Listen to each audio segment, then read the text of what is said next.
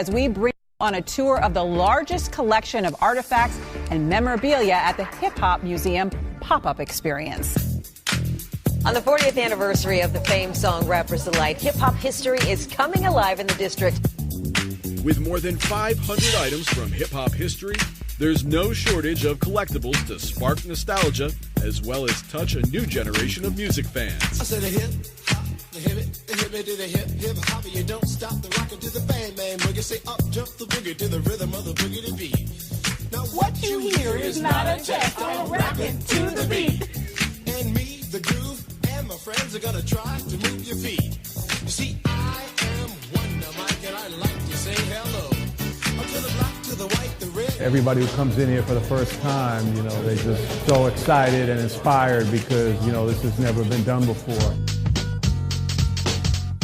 The genre's creators and pioneers have been turning out to see the collection for themselves, and in some cases, to be inducted into the ranks of hip-hop royalty. I do have one of these, and I am proud of this right here. I think it's a great thing because it shows the maturity of what hip-hop is for this history. And it's not only hip-hop history, it's basically black history. We brought our daughter. She grew up in the backseat listening to this, repeating this. Well, oh my goodness gracious. It is Friday at 5. You are tuned into Hip Hop in Action. I am Jeremy Beaver, CEO and founder of Listen Vision and the Hip Hop Museum with my DJ, the one, the only... B-Dub the Boy Wonder. What is up, my dude? How you feeling this Friday? I am feeling, this is how I'm feeling. Ready? Yes, let's hear it.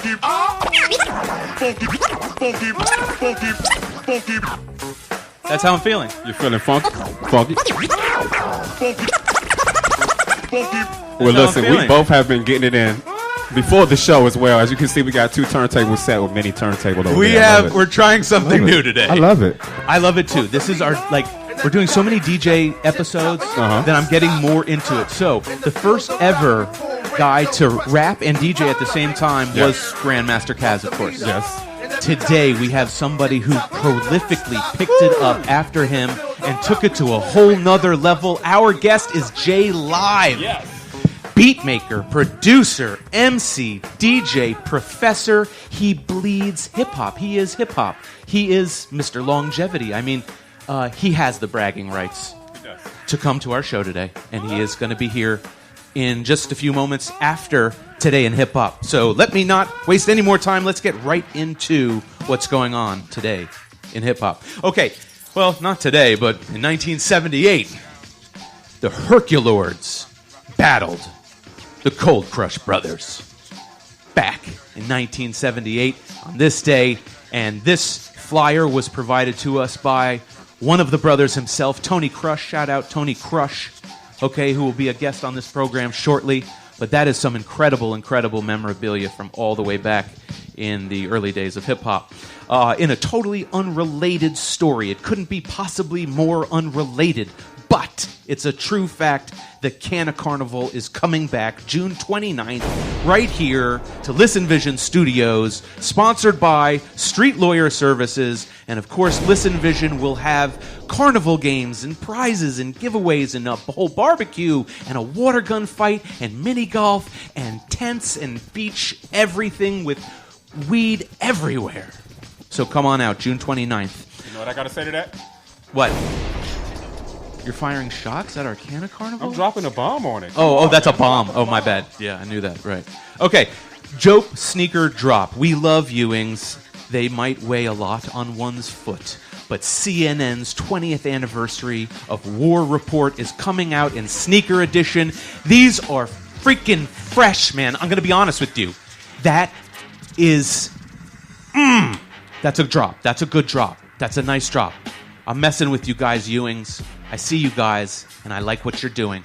Go support Capone and Noriega. Okay, Throwback Thursday was yesterday, and look who shared. Fab Five Freddy shared this picture that once and again proves that black don't crack and white shatters. No, I'm just kidding. This is Fab Five Freddy back in the day with Debbie Harry, of course, and Fab Five Freddy's. No. I mean, everybody knows the rhyme, and that's really some of the very earliest days of hip-hop with that single from Blondie. He shared that picture, but then TMZ caught up with him in L.A., and they wanted to chat with them because it was so perfectly timed about the brand new movie that came out about the Central Park Five, When They See Us, and this is what Fab Five Freddy had to say about that movie.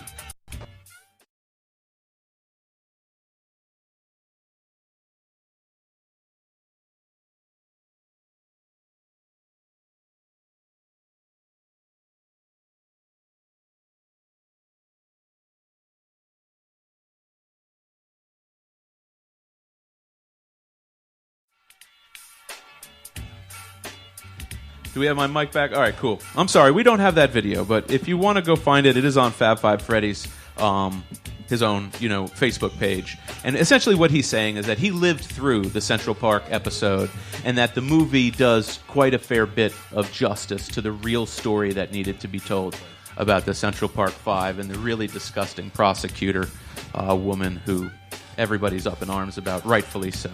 Okay, continuing on today in hip-hop.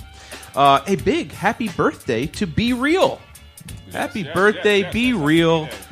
49 years old and just received the Cypress Hill star on the Hollywood Walk of Fame. Congratulations to you guys. Happy birthday to Tech of Smith & Wesson. His birthday is June 3rd, 1973. Bucktown, Duckdown. Love him. Hip Hop Gods Radio is on episode 428. That's a lot of episodes, and I got to shout out Flatline. He always brings great, unique songs and commentary and crazy cinematic intros and sweepers. So go check out on Mixcloud, Hip Hop Gods Radio. I like listening. It's only an hour long, and it really feels like it should always be a lot longer. Okay? I found a great quote from The Teacher, the spokesman, Listen Vision Studios spokesman, KRS-One, had this amazing quote. And it reads, "We now live in a nation where doctors destroy health, lawyers destroy justice, universities destroy knowledge, the press destroys information, religion destroys morals, and banks destroy the economy." Deep. It's deep. And it's coming from one of the smartest guys in hip-hop, a guy who we respect with everything we have. Shout out you, KRS-One. Always teaching. Hey, this is so neat. If you are a band or an MC or a singer, rapper, you just want to freestyle, you want to showcase what you got going on, we now offer something called Listen Vision Live Lounge. Look at this. Rappers, singers, DJs, streamed live on WLVS, recorded audio, uploaded to YouTube, digital distribution, meaning we distribute the recorded episode so you can buy for $75. You can get an hour of broadcast time right here and perform, and we record it and distribute it. And it sounds and looks amazing. Call 202-332-8494 or listenvision.com. Take advantage. Take advantage. Okay. The last thing I will say in Today in Hip Hop is that the guys over at the Take It Personal podcast, Jason Gloss, DJ 360, Kevlar, and AA Ron, they do an amazing job. And the newest drop is Take It Personal, the Redman tribute, the greatest Redman tribute of all time. I don't actually think that's an overstatement. I'm going to hand it to you, especially DJ 360. You are bananas and did some amazing audio chemistry with whatever you've done there. It's so much more than a podcast. Go check it out. I do it on SoundCloud, but I think they're on Spotify and everywhere. Okay, so Take It Personal. Now, we are going to go to a break. This break is what it looks like when you rap and scratch at the same time. I can't do it. It's like chewing gum, and I can't even talk and scratch at the same time, Sam. That's what I said, but it's really freaking difficult. All right, it's impossible, but this guy makes it look so easy. In just a minute after this break, J Live is with us, and if you don't believe that he can do it, well, just look at this. You know what I'm saying? Show you how we get down. Check it out. It's like this, y'all.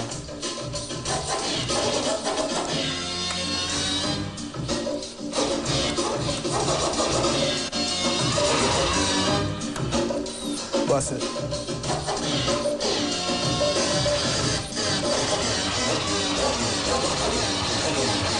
Underground metaphors, you can scrape in this below the turf. For what it's worth, my style's been developed in the core of the earth. The exhale's volcanic, the inhale is seismic. So brothers just panic when the lives run the rhymes with the natural ability to run through your crew on 214, 213 to 212. In other words, from Dallas to LA to the place where Jay stay, every day is Mayday. So you can talk a shit on how you're wetting them seas with man blood stains, but I bet he can't stand the rain. I'm looking on your brain with the stain. Go back and reflect on my endeavors, black, I can't complain. It's like a raw deal, consistent with the way I make you feel. The end state revealed by the means I conceal. And those who try to steal get decapitated. You wanna snatch stage 2 type flow, but it evaporated. I displays my credentials over instrumentals, and my potential increases at a rate that's exponential. It's detrimental fucking with my thesis. The penetration's exact like amniocentesis. I rip your rhymes to pieces after draining out your fluid. My vocab is fluent, yours is evident to be intruent. I know you want to make moves, but son, you best to take a second look before my night takes your rook. Cause everybody rapping and only few can float. So why the hell they trying to deal with live? I don't know. I've handled true MCs on their blocker at this show. So if you come with bull, can't keep it on. Oh my God. Jay Live is now with us, virtually in the building. How are you, my friend? I'm great, man. How y'all doing out there in Radio Land? Oh, we're fantastic. You look fantastic. You have not aged a bit since that clip we just played at the break. Yeah, I was just saying that. My son looks more like that than I do. Well, your glasses have changed, but you have not. That's and right. your skills have, what's the word I'm searching for? Longevity? Yes. That's Ironic, the word. That was the name of the first single. Listen, this is all for a reason, my friend.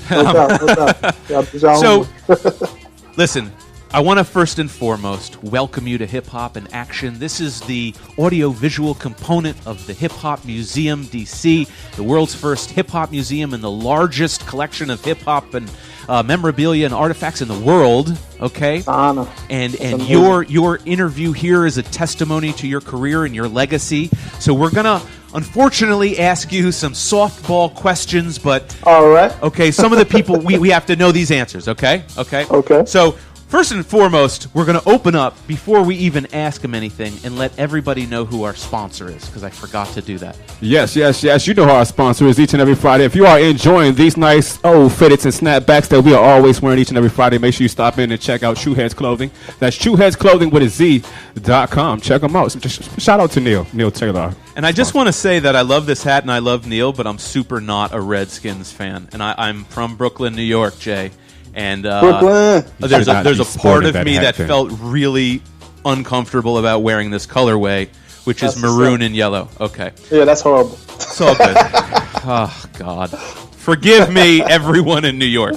Okay, let's get right into it. Jay Live, you have mastered the art of doing something that was invented by my hip-hop mentor, the man who I had the life goal, the bucket list opportunity of inducting into the Hip Hop Museum on our grand opening. Grandmaster Caz was the very first individual to ever simultaneously rap and DJ. And when I inducted him, I basically, I just wanted to hang it up and just bury my own self because life couldn't get better, right?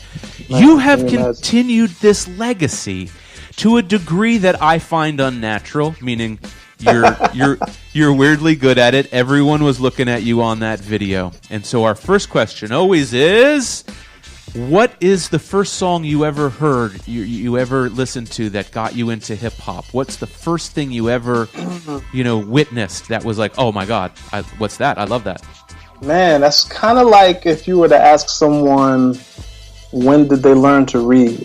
There's no beginning, no ending. So, but if I go back, I can say my first couple of 12 inches ever purchased were Chuck Chill Out and Cool Trip, The Rhythm is the Master, Latifah, Wrath of My Madness.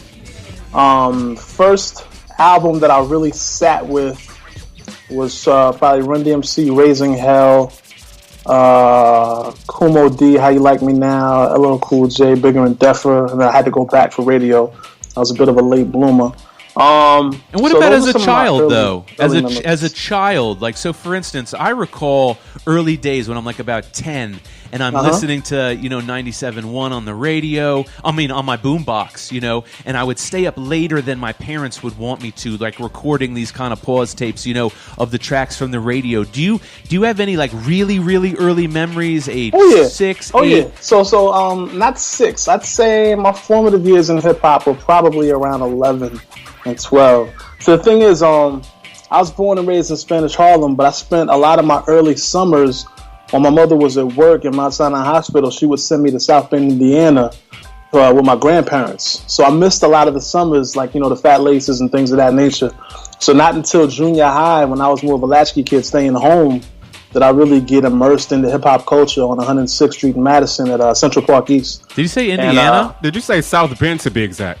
Yes, home of Notre Dame. I was actually born in South Bend, so salute. That's where my DJ. Say hi to DJ B-Dub. B-Dub, this is Jay Live. Represent. That's what's up. How you doing, Jay Live? That's what's up. What's going on? I can't call it.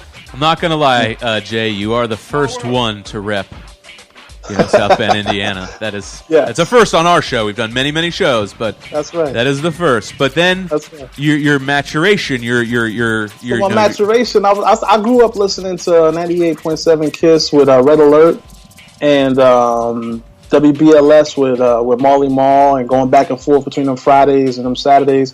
And Chuck Chillout was on Fridays on Kiss, and then obviously there was the Special K and Teddy Ted on BAI, I believe, and there was all these different, you have to wait till like 1 a.m. to hear the really, really, really good stuff. But I would go back and forth between those channels, and I'd start pause mixing on my little double deck cassette player. And I was playing basketball, but I wasn't really good at basketball. But so to really get my props as a kid, I would have like this makeshift studio with a boombox, a Walkman with some little triangle speakers, and my mother's stereo that I would scratch on. So I had like kind of 4 tracks going. We would all kind of gather around and spit into the internal microphone, that little hole in the boombox. And I'd have the speaker from my mother's stereo playing, and I'd be scratching on that while the Walkman speaker would be playing a pause mixtape that I made from the boombox. So you'd have the beat going, you'd have the scratches going, and then we'd bring the rhymes.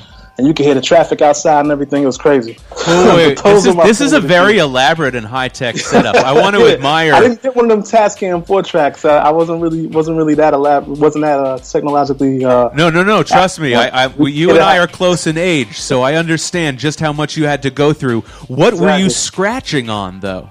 I was scratching on my mother's belt drive. It was a Gold Star, and the thing is, it had one of those switches that would go from radio to phono to tape. So I would take the tape to phono and go back and forth tape to phono and use that as kind of like a crossfader to kind of come in and out. And that's how I got the hand coordination between my left and right to be able to actually scratch. But how did... Okay, you're talking about scratching on a... First of all, as an old, crusty, dusty DJ myself, the system you're describing scratching on would be nearly impossible. Yes, but it's kind of like those kung fu movies. If you think about it, how...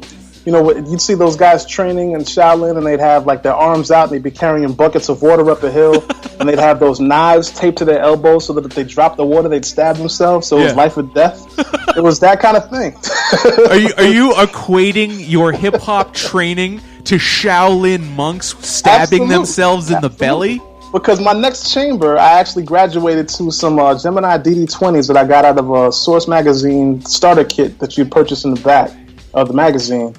And those were also belt drive, and they were so sensitive. They weren't like, quartz drive or any kind of durable, because if you scratch too much, that little rubber band that allows the turntable to spin breaks. It stretches, so you end up... So what would happen was when we started doing project center parties, I would have my DD20s, and there was a whole crew of DJs, because it was Spanish Harlem, where nobody else would want to get on my tables because they were used to Technics 1200s, and if their hands were too heavy. So again, I had to train my hands to be light enough to scratch on DD20s without skipping.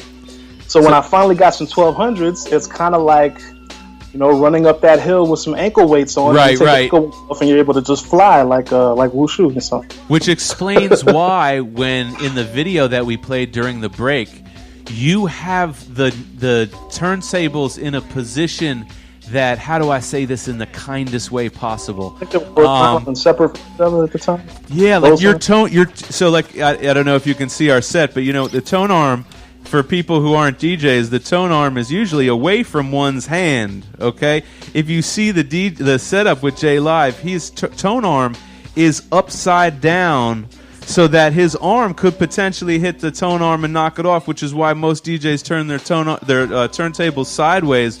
What made you? Do you still to this day keep your turntables like that? No. I think that the video that you were watching was in a clothing store doing like a video for a German radio station, and that's not my ideal situation. I usually keep my turntables vertical with the tone arms away from me. But it just so happened that was we adapt to any situation. There's been situations like I think I was DJing in a radio station in Zagreb, Croatia, where I had to sit down and the turntables were horizontal. It happened again in like Seoul, Korea a couple years ago. It really doesn't matter. You just kind of... you are a true sensei. I now, first of all, the fact that it was 96 and you were DJing on what looked like a late 80s mixer and the turntables positioned wrongly makes me appreciate your ability to such a different level. That's amazing. Yeah, man. It's like, what was that? Was that movie with Eddie Murphy? The Golden Child. Oh, right. I want the knife. I want the knife. Okay, so check this out. Let's fast forward. Okay, a little bit of your life here. At what point from the point that you got, your first real turntable, let's say those Geminis, to the point that you decided, hey, I also want to start rapping? Around... I'd say 88. I started rhyming and DJing around the same time. Like, so when I first, even on my mother's belt drive turntables, I was writing my first rhymes back then. I graduated high school in 94. I had Technics 1200s, 91 and 92. I had like a little summer job at Mount Sinai Hospital and raised up and got some Technics 1200s. And in 94 to 98, I went to SUNY Albany, but I had also an internship with what would later become Rorschach Records to put out my first single my sophomore year. So I had books of rhymes by then, because, from 12 to 19, I got flown through different books of rhymes and kind of honed my skills to the point where, I was just talking to that producer, George, yesterday. We were talking about how I was kind of reluctant even then to put out the first single in 95. But I was like, yo, you got beats, I got rhymes, let's just put something out and see what happens. And, we figured we sell like 3,000 records instead of trying to throw demo tapes in somebody's limo or bang on A&R doors. We would sell 12 inches independently and take, and get noticed. And we had the theory was, 3,000 records in 95 would get us noticed. And we didn't get noticed, but we ended up selling like 13,000 12 inches. So... put it up in 96 and sold 26,000 between like CD singles, singles, and 12 inches. And then finally, got some knocks on the door and ended up signing with London Payday Polygram before this whole corporate merger kind of folded and London went over to Warner and Payday went on about their business. So I ended up on with a finished record with a distributor but no label. Wow. And that's why that was the hold up for my first album, the best part, until I was able to put it out myself in 2001. Followed up with All of the Above in 2002, and then just been independent ever since. So, DZ, we were creeping on your Instagram page, and we found this cover to your, kind of demo. Do you have that picture, DZ? It's a pink cover. Let's show the people this demo cover. So this is. Do you have it, DZ? Where's DZ? It says the Hit Factory on it, okay, right? It's a Hit Factory. Yeah. Yeah, that's the master to the first single that was pressed up on 12-inch, Longevity with Bragging Rights on the B-side. Yeah, so that's like the demo the cassette DZ. Master reference. Got that? It's the pink demo cover of his single. You got that? Go ahead and no, not the other one. So that's actually what he sampled. Yep, here it is. Okay, so the Hit Factory Mastering Studios. This is great. I love these types of things, J Live, because the viewers are looking at engineer James Cruz, Rorschach Records, J Live. This is your most famous single that turned me and a million people onto you. Because I promise you. Unfortunately, the records you pressed were not the only ones that got out there. That single got everywhere. And this is Bragging Rights is the one that really blew everyone's minds, but Longevity was equally as amazing. And clearly, you mastered it at the Hit Factory. Where did you record it? We recorded Longevity at the recording engineer's name is Mark Mandelbaum. I can't remember the name of the studio, but it was in Brooklyn. But Mark Mandelbaum was the recording engineer and a mixing engineer for those records. And what stands out to you, like when you were? Okay, well let's just ask this question. DZ, do you have that picture of the Annette Peacock record? What's her name? Yeah, Annette Peacock. Yeah, Annette Peacock, Survival. So everyone knows the single Bragging Rights, and we played it during the break. J Live, if you don't know, took this, what year, 1979 single, and clocked it back and forth on both turntables and rapped. Was the single recorded while you were with live, or did you clock it back and forth and then rap on it? No, I did the backspinning first and then went in the vocal booth and recorded. And at the time, I had kind of like delusions of grandeur, like maybe one day, with enough practice and enough repetition, I'd managed to be able to eke out a performance rhyming while I was DJing. But it was always kind of in the back of my mind like a fantasy.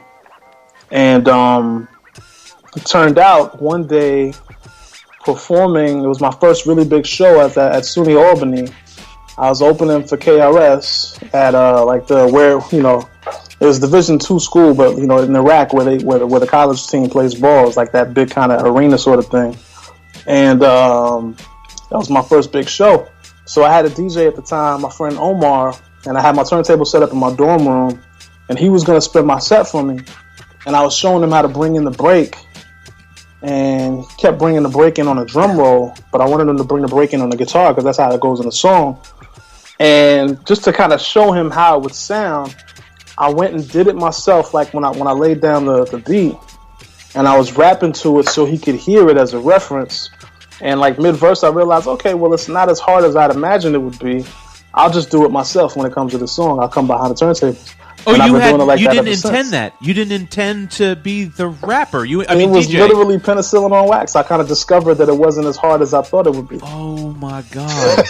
and let me just tell you, as a DJ, you're ridiculous because you're not even scratching the one. And I'm just trying to tell you, folks, right. Like, that was the thing I had to show him, and then in trying to show him, I was like, you know what, I got it. I'll do it. Something tells me you're being nice right now, and actually, he couldn't get it. Am I right? Well, he would have gotten it had we given him, had we afforded him the patience and the time to do it. But when I realized I could do it myself, I also realized it'd be more of a spectacle if I did it myself. So I just went ahead and did it. Well, man, were you right? And I'll never forget, I actually saw one of your shows doing it when, back in the 90s. And it was a really memorable moment because for a guy who wasn't able to witness Grandmaster Caz back in the day, I'm 43 now, to see you do it, was really meaningful to me. And later on, as a DJ, I would spin that single endlessly. And we even have a turntable here. Do you have a beat going? Can you turn your beat up? All right. Do you hear that? I can. It's wax paper, right? Yeah. Yeah, that's wax paper. That's Prince Paul produced that one. That's on my first album. All right. We're going to try something crazy. Okay. I'm going to scratch. Okay. My DJ's going to DJ, and you're going to rhyme. We're going to do a three-way no homo. Here we go. All right. Let's do it. Hey, yo, live from New York, it's one of those days and nights I stay blessing these bars. Can't hear the beat quite clear, but still rapping. Doing my thing for DC, that's what's happening. Live on the radio, straight up and down. Coming through the cuffley, y'all hear how it sound. Sunday at Freedom Hall, yes y'all, J Live right now flowing off the wall, off the head. Whatever it is, the Prince Paul, that's the producer on this track, it's called Wax Paper. That's what I make the crowd say, back and forth on stage, and the name is J, to the L to the I-V-E, go apostrophe, somewhere in there, and I've been on the bloom. Because I can't get it, so I'm gonna stop right now. Potential, stick on task and on target. Yeah. Okay. Jay, this is more than we expected. I can't believe it. We did it. Drop a bomb or something. Yo, high five. I don't know if I was on beat. I couldn't hit the beat the whole time. I had to kind of keep the time in my head. I'm going to tell you something. I don't know play how. Back on YouTube and watch what happened. You were on beat the whole time. I don't know how we did this. That was not technologically possible, but we fucking did it. We made it happen. Like Jeff Goldblum says in Jurassic Park, life finds a way. Wow. I think that was a moment. We just DJ'd and scratched with J Live on the air and to the world. So this is the largest internet station in America. We have over 50 shows a week. You know what I mean? Broadcasting in 150 countries, all 50 states. And this is going to be on YouTube later. So I don't know what just happened there. That was a life moment. Thanks, J Live. My pleasure. Well, yeah, my pleasure. I do this. Okay, so you release this incredible single. Mm-hmm. You realize, oh my God, I can actually perform this. Like this is actual possible. That's right. What does that burst in your brain? Like in terms of like, holy, that's like a big revelation. How did your career creatively go after that, and what type of new things did you start to do as a result? Well, I would say that definitely gave me an advantage because even in between records, when we weren't promoting a record per se, I'd still, even to this day, if I'm not promoting a record, I still get shows off the strip of my stage show. And it was important to me that my stage show be more than just that kind of gimmick or spectacle of spinning and cutting at the same time. So, I take it very seriously as an MC with my breath control, my stage presence, working the whole crowd, how to hold the mic. I actually kind of teach workshops on the finer points of performing as an MC. But that particular song, amongst a couple others like Them That's Not or even Wax Paper to a degree, those are what I always end my show with because those are kind of like the showstopper, stupid fresh, so to speak. And it's been great. And I've evolved the set to the point where I have sets that I'll do just me, where I'll do all of my songs from behind the turntables, or I'll have a few songs prepared and a few routines prepared, so I'll come back and forth between the front of the stage and behind the turntables. And before Serato and all of that, I used to burn through Dusty Fingers compilation that actually featured that sample. I had a box of them because after a while you keep juggling them like that, they would end up fried. So Serato helped. I only needed the 2 control records. And even before that, when it was still vinyl, I would switch records. Like I think in that video you were watching from '96, I was actually scratching Straighten It Out by Pete Rock and CL Smooth. But I'll incorporate different songs into the set and just rap over those. And then as a producer, because I've been producing since about 2000 when I got my MPC 2000, I would incorporate some live push buttons and things of that nature, or freak the sample of the songs that I produce. So it's evolved over time. It's not just bragging rights now. We're about 14, 15 records in between the EPs and the LPs. Yeah, I'm working on new stuff now, but it's still always been the staple of the show. I feel like that's really the key to the word that I feel embodies you best. The key to your longevity, is that you keep it fresh. You're unique. You're innovative. And more than anything else, you're knowledgeable, and you turned all of that knowledge and experience. Because if anyone goes to J Live's page, his tour schedule is insane. The guy probably doesn't sleep. I clearly see that this guy must be permanently jet lagged or something. But how did you get into kind of educating? Because at the Hip Hop Museum, education is and cultural preservation obviously is the foundation of what we're doing. How did you start getting into teaching and educating? Well, I've been a 5%er since my sophomore year at SUNY Albany, rolling with the brothers up there. And as far back as the Million Man March, I was just studying a bunch of different cultures. And it was very important to me, as they say, each one teach one. So this is just, as I was in my formative years as an MC, I was heavily influenced by artists like Public Enemy, BDP, Brand Nubian. Excuse me. So as it turned out, when I had that major label record deal, I was still in college. And upon graduation, that's when we were supposed to release the album and everything was supposed to take off. And then when it didn't and the record got shelved and then the label folded, literally they said go to college for your fallback. And my fallback, if I wasn't going to do music, I wanted to teach. And I ended up teaching 7th grade language arts in Brownsville for a year. And then we put The Best Part out and actually used some of the students to make the intro interlude on The Best Part. Oh, wow. And then toured for about a year and then followed it up with another teaching job in Bushwick, Brooklyn, teaching 8th grade language arts. And then things took off with All of the Above, and I've been doing music out full-time ever since. But with the marketing for All of the Above, because I was teaching, they really pushed the story, and I've been the hip-hop teacher ever since. So I still do workshops and speak at universities and lectures, and had the pleasure of working with Next Level Hip Hop, and did the orientation right there in DC. Went to Zagreb, Croatia, and taught DJing for a couple of weeks. And just whenever I go on tour, I'll try to find nonprofits or organizations that are working with creatives and just offer my services however I can, whether it's teaching my workflow as a producer, or like I said, the finer points of DJing, or the finer points of performing on stage or writing. And I've noticed you tour all over the world. What are some of your most memorable moments from cities abroad? Do you have any kind of experiences that kind of stick out to you that really are imprinted in the memory banks? Yeah, I got tons of them. I mean, I'm old, I'm 43. I'm old, so I got a lot. But I'd say I'll pick three. I'll pick. I've done Australia a couple of times, and in one Australian tour, I went to Tasmania, and I was joking with the driver from the airport, and he was like, "All right, where do you want to go?" And I was like, "I want to see a Tasmanian devil." So he drove me to a wildlife preserve, and I got to see a Tasmanian devil and pet a wombat and feed a one-eyed wallaby, and it was great. So that's one. Did you just say pet a wombat and feed a one-eyed wallaboo? Wallaby, yeah. Not Wallaby, like the shoes, but like one-eyed. Why do you say it so casually? Like that's It's just interesting fed because a one-eyed I was wallaby, trying to feed him and he wasn't taking the food, and I realized he was blind out of that side of his eye, and I had to go on the other side of him, and then he was like, "Oh, okay, there it is." So it was weird. I love when our interviews go I love this.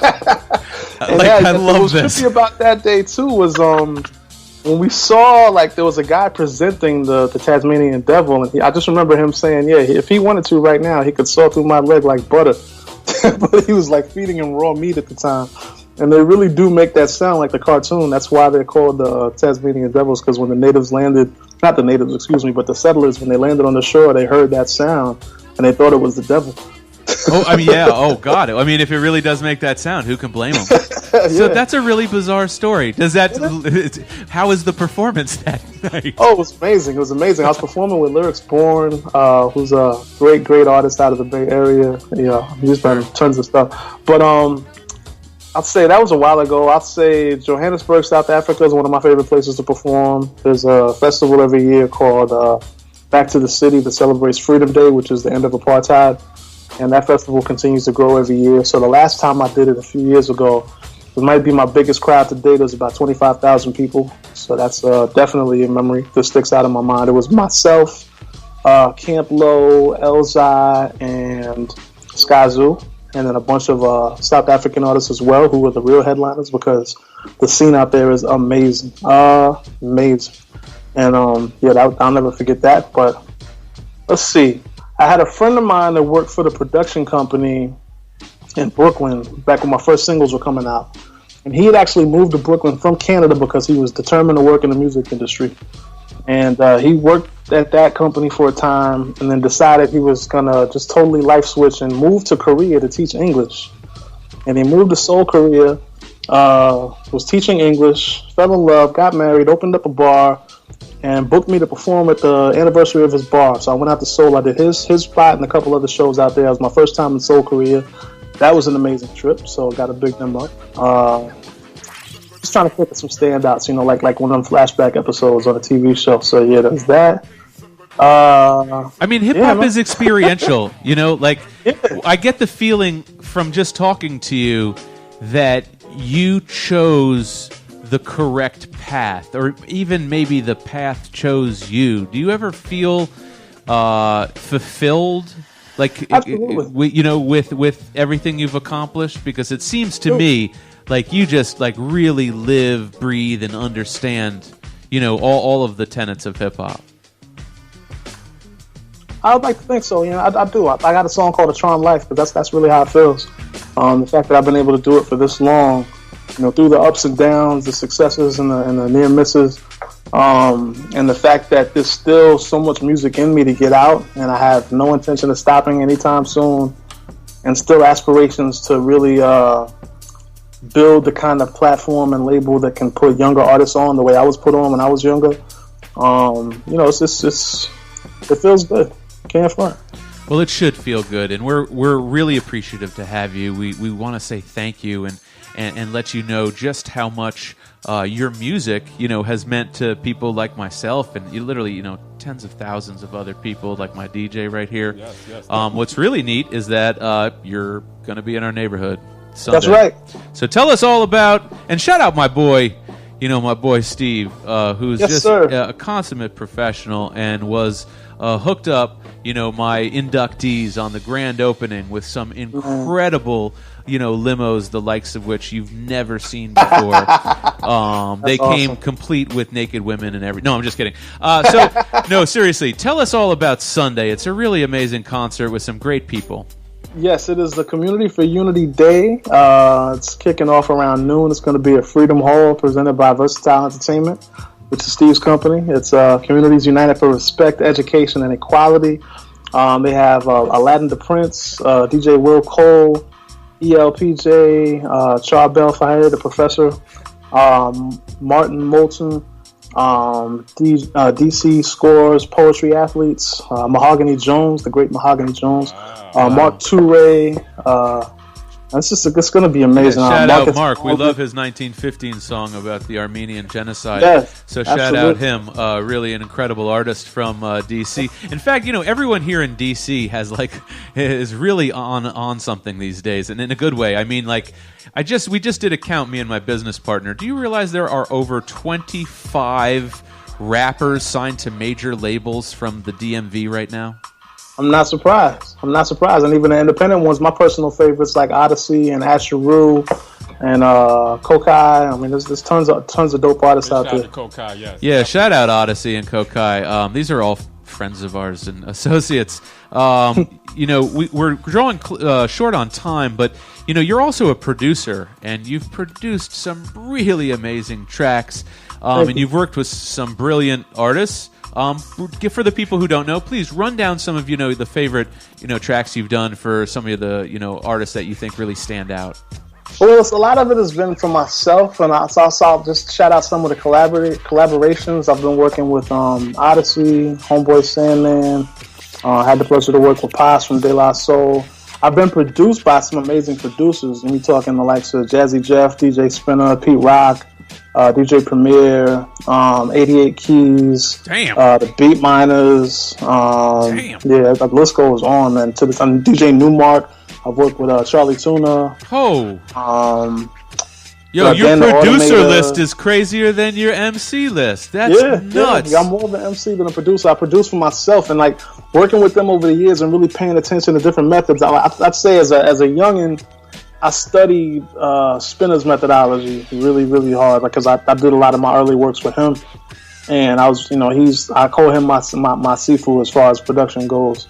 Yeah, I've had the pleasure of working with some amazing artists and producers. I think that's really confident of you, a guy of your ability, who can produce himself and even DJ for himself, doesn't have to go outside, but you do, and you chose and have worked with just the most amazing. You just listed all of my favorite producers in one list. That was an amazing, you did that. So before we get out of here, let everybody know, in addition to, this Sunday, everybody has to come out this Sunday. It's at Freedom Plaza, right?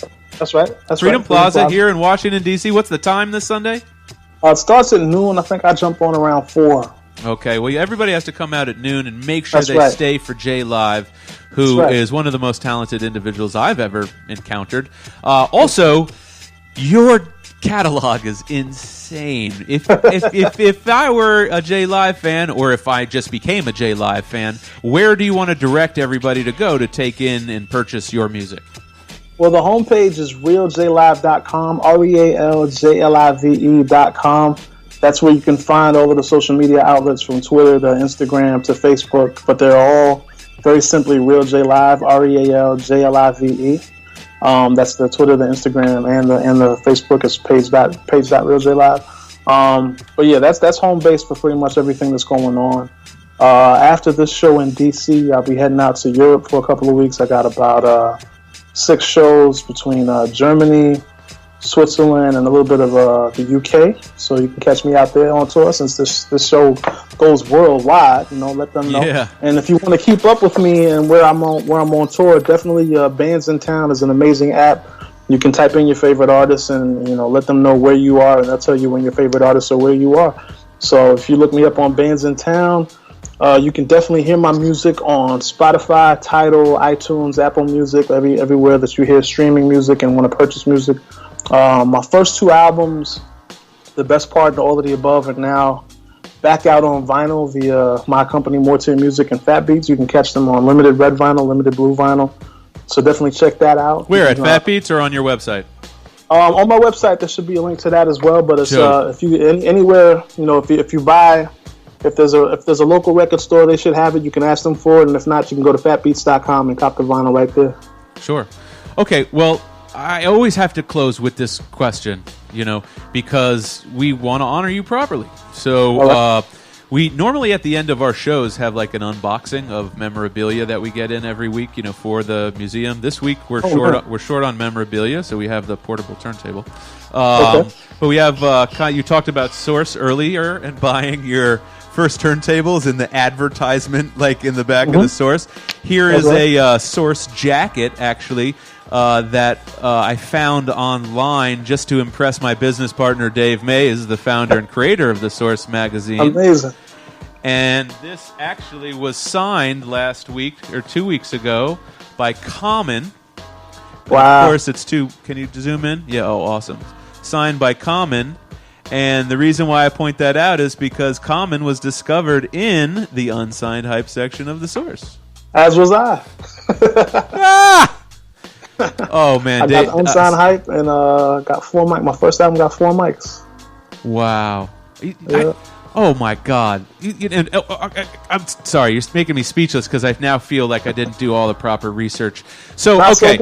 Do you still have that article? Do you still have that Source with your unsigned hype? It might be somewhere in my mother's house. But you do know what volume it is so that we could go out and purchase it, right? I know Biggie's on the cover, and it might have been the first time Biggie was on the cover. So if that's a point of reference, that might help. Yeah, that's a little bit important. So, okay. And I was in Next and Vibe where Tony Braxton was naked on the cover. Never forget that. Okay, so... Wait, dude, what? Man. Okay, you just made us so jealous. All right, listen. So this is, I don't normally ask specifically, but I do have to ask now.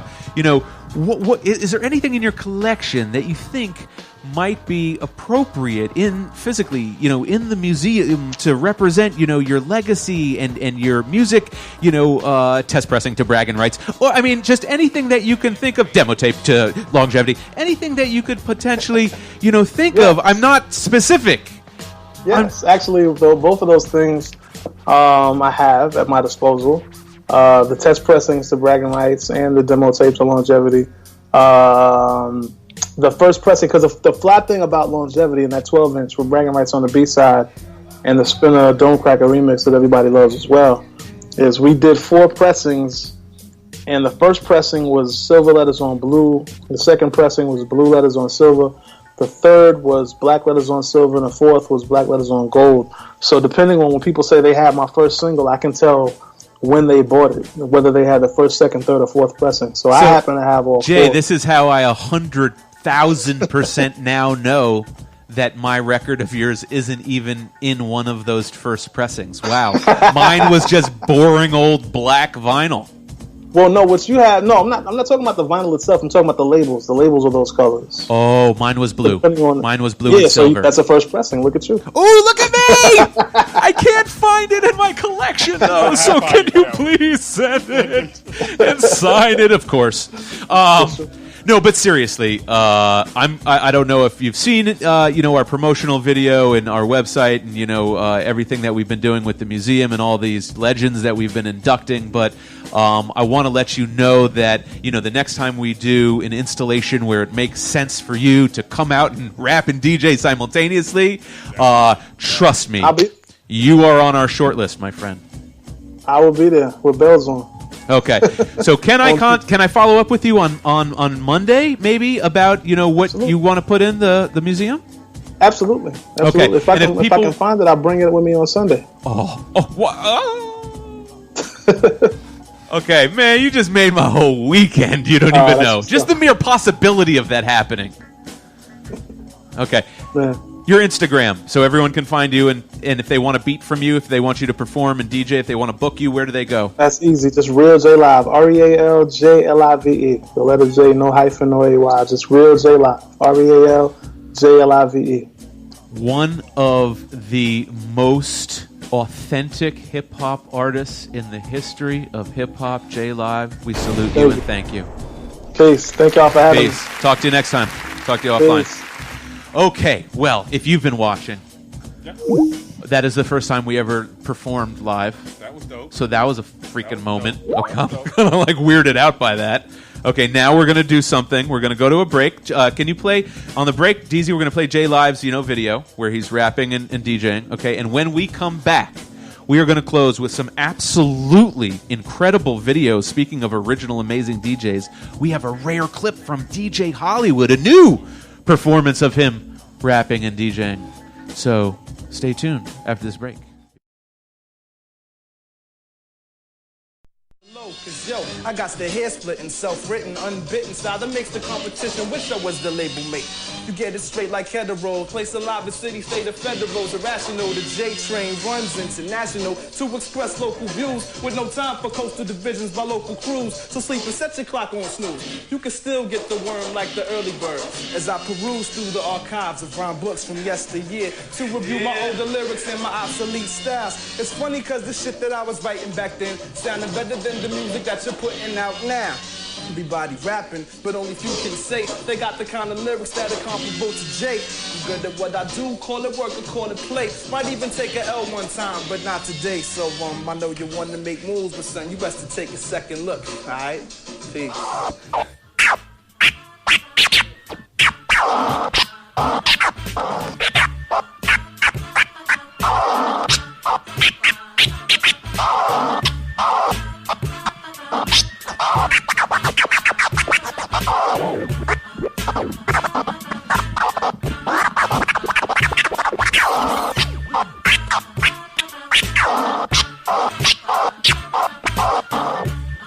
Okay, I am doing that in honor of J Live, our guest. And now we go to our featured videos. Okay, if you were watching, J Live was our guest today. But now we are going to a segment that was curated by yours truly, and we're going to start with an amazing track by Marlon Craft that takes a very interesting look at the police via his song Gang Life. No, sorry, Gang Shit. Check it out.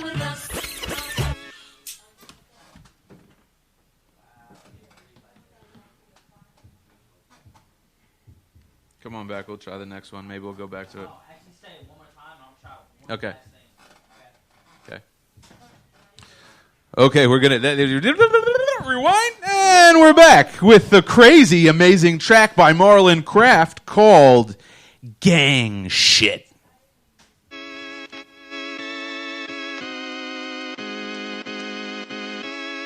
My name John and I'm a city cop. And I'm just tired of these let me not. They try to paint me as racist, but see I'm really not. Call me pork, so I put them on they belly at every stop. And they scared, what a joke, how about how I feel? Check the crime rate, look at my eyes behind my shield. I'm scared, this is a job, this how I find my meal. So if they gon' lie and steal, I'ma make them lie from still. And I think my life do matter more. I seen too many of these people kill without remorse. Used to be 3/5 of a man, but I think half is more accurate. How they celebrate savageness in a patterned form. My family raised me not to trust them. Fuck you, they ain't wrong. These other cops are my brothers, and they be wishing us harm. They told me that it's our culture to make sure that they suffer. And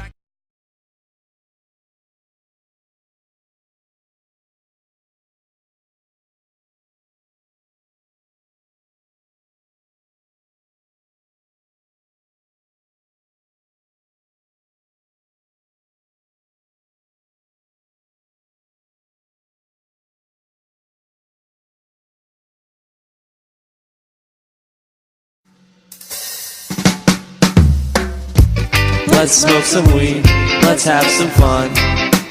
Mini Cove, June 29th, listen Vision. Barbecue. Let's smoke some weed, let's have some fun. Carnival, June 29th, listen Vision. Water fight. Let's smoke some weed, let's have some fun. Infused food.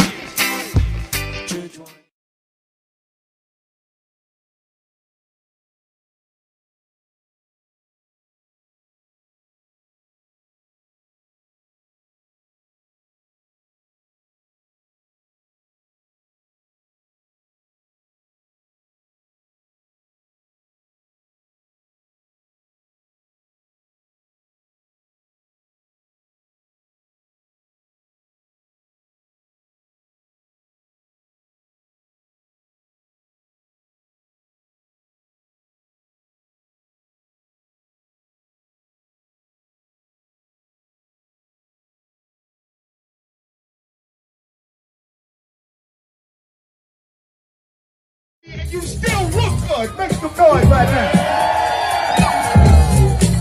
I'm gonna take you back a little bit. Skate down, do the jerk. Let me see your body work. Slam, don't feel the funk.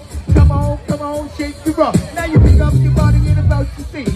You're out the road to the funky beat. Once again, you can't hardly wait. So you put on a pair of roller skates. You come to the park, you get with the crew, and everybody in here doing the do. Hollywood, baby, y'all.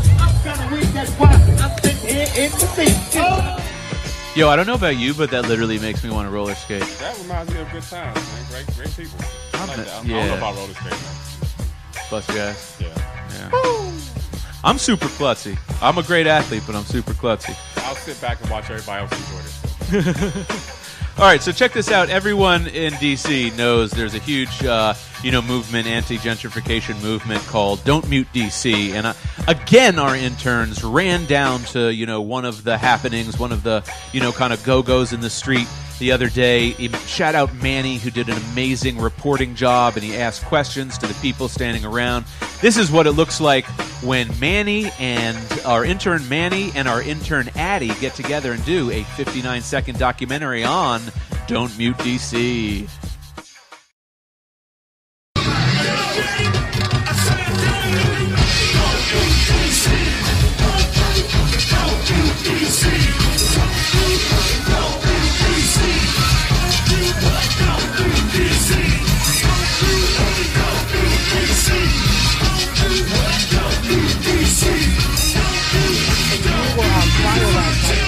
Thousands of people out demonstrating in support of the Don't Mute. Hi, how you doing? I'm Emmanuel Johnson from Listen Vision. I'll be talking to Jim Moore. Okay. The first question I'll be talking to: why is it important to keep DC a culture? Well, we are a multicultural city. This neighborhood happens to be, since the Civil War, a big part of African American culture, or some call it Black culture, and it's important to maintain that. That was beautiful. We have incredibly talented interns, and I want to just shout out to all of them. Ty, Nick, Jack, Addie, Manny, Fufu, Pimpy Knuckles, Johnny Two Tones. We think you guys are amazing. So thank you for all of your help and commitment this summer. All right. Johnny Two Tones? He's on the couch. He's on the left. All right. Gods of Rap Tour just concluded, I believe, in Europe. And I couldn't go, so most tier people didn't go. So this is what amazing shit we all missed. Look at this.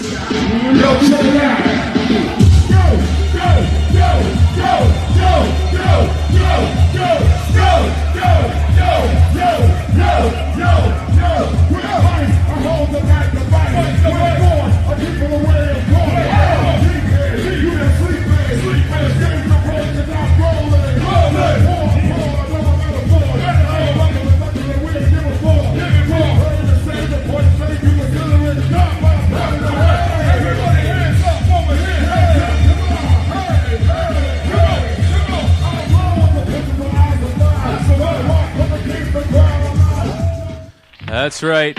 Gods of Rap, Public Enemy, De La Soul, DJ Premier. Who else? I think there's more. Cypress? No. There's one more. I can't think straight. Anyways, we all missed it. But they'll be back. All right. Everyone's on tour because it's the summer. And J-Ru's on tour. J-Ru the Damn It. Yo. Stopped at home. Are you doing this purposely? Yeah. No, I didn't. Did you peek at my news? All right. Crazy. So, speaking of J-Ru. Static. I think that's what beat he's playing in the background. Exactly what I'm playing. Okay. Slow down a little bit. Amazing, dude. All right, my DJ's so dope, but I don't know if he can do this. Okay, that's it. I'm just talking shit. Okay. We're gonna go back and forth. No, all right. J-Ru the Damage is on tour, and guess what? You can join him. He's gonna pay for it. But you have to pay for like a shirt or a hat or something from his website. So I'm going to buy everything on your website and then go hang out with you in Amsterdam because that's where you're flying us out to. Check out J-Ru talking about it. What's good, party people? It's your man, the original.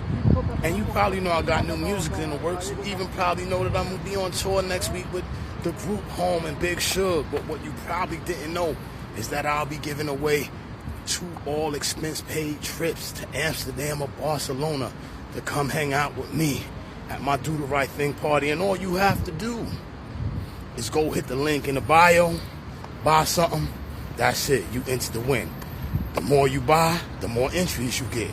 If you're seeing this on Facebook, all you got to do is go over there to that Shop Now button or hit shop or whatever it is and enter to win.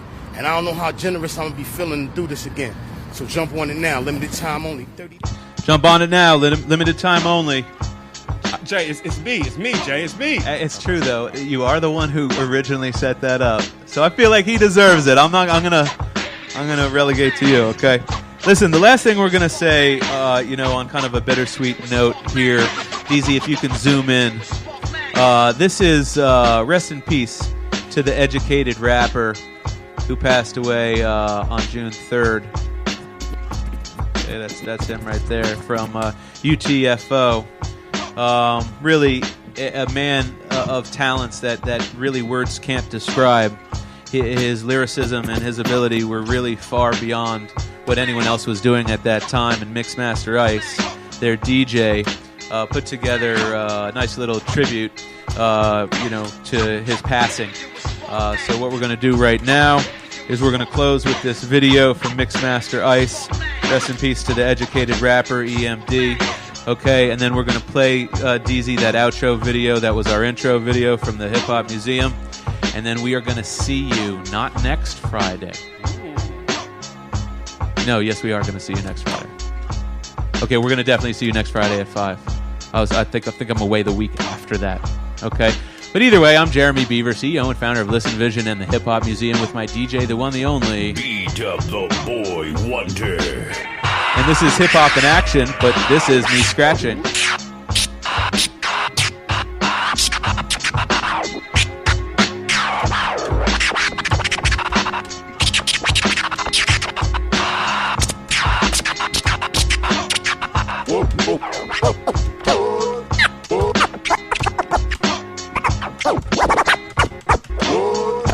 And this has been Hip Hop in Action. See you next Friday at 5. Peace!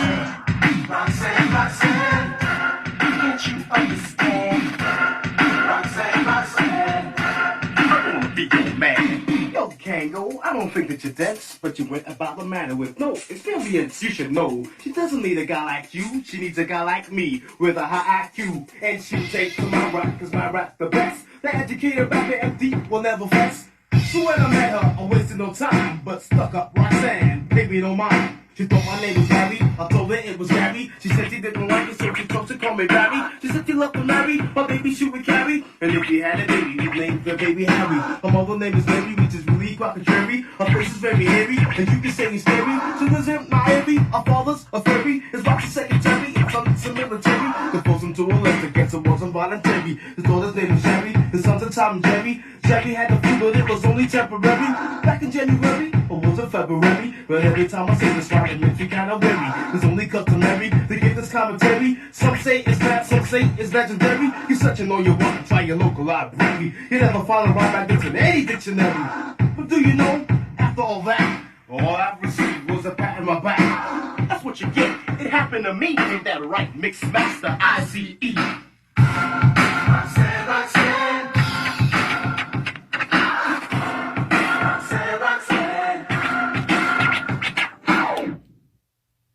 Take a step inside music history as we bring you on a tour of the largest collection of artifacts and memorabilia at the Hip Hop Museum pop-up experience.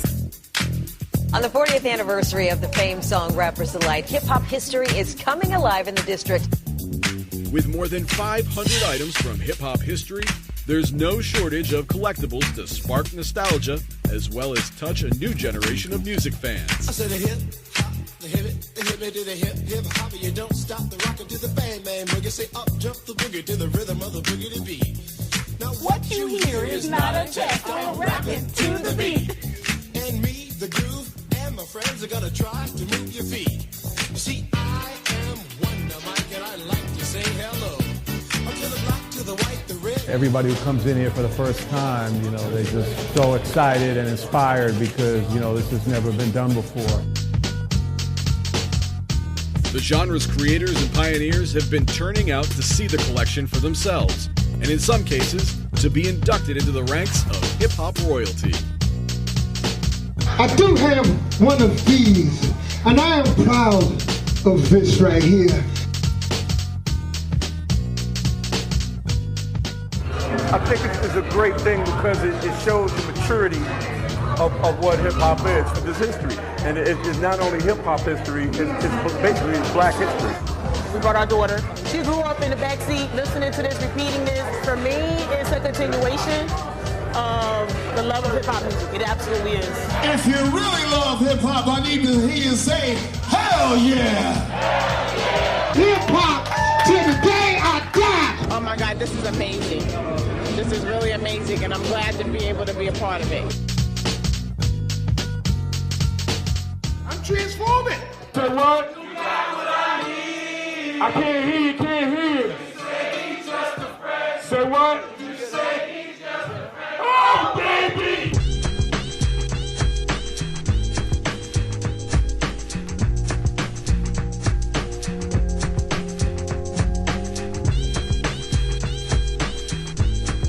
Yo, main source forever, yo. Happy New Year to everybody in the building.